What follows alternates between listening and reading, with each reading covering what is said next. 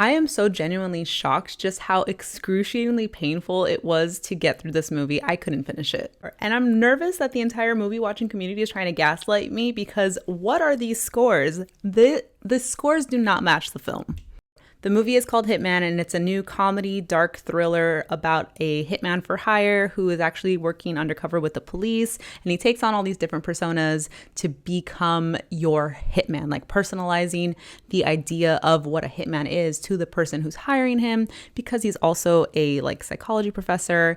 And it's basically like working alongside police to entrap people in getting found guilty in these hitman for hire cases. The film stars Adria Arjona and Glenn Powell, both really sexy, talented actors who I was so excited to see in this film because who doesn't love to watch just hot people interacting? The film was written partly by Glenn Powell and Richard Linklater, who's also the director.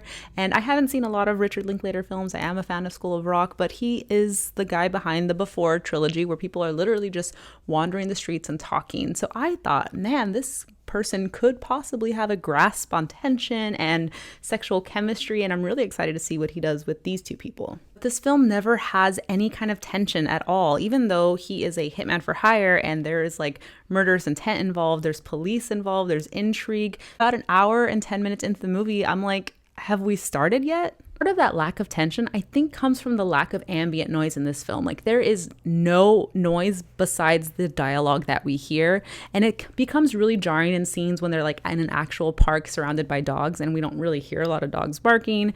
They're at a club at some point and it's kind of like that meme where all the sneakers are just squeaking along the floor. I think it kind of made it feel like I was watching a staged play, and it was really awkward seeing all these background actors stand out to me because they are trying so hard to be quiet.